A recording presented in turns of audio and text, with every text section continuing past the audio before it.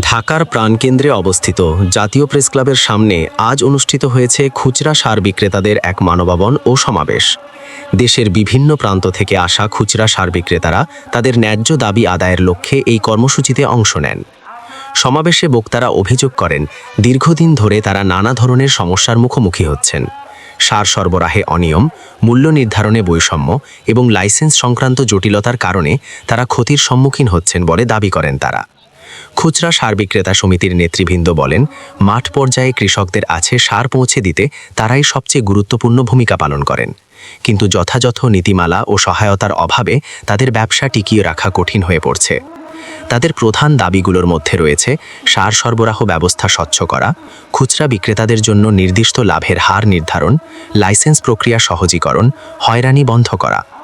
বক্তারা আরও হুঁশিয়ারি দিয়ে বলেন, দ্রুত তাদের দাবি মেনে নেওয়া না হলে ভবিষ্যতে কঠোর কর্মসূচি দেওয়া হবে। মানবাবনে অংশগ্রহণকারী বিক্রেতারা দৈনিক ক্রাইম ডায়েরিকে বলেন, তাদের দাবি শুধু নিজেদের স্বার্থে নয়, বরং দেশের কৃষি ব্যবস্থাকে সচল রাখতে অত্যন্ত গুরুত্বপূর্ণ। এ বিষয়ে সংশ্লিষ্ট কর্তৃপক্ষের দ্রুত হস্তক্ষেপ কামনা করেছেন তারা। মুরসালিম সিয়াম, দৈনিক ক্রাইম ডায়েরি, ঢাকা।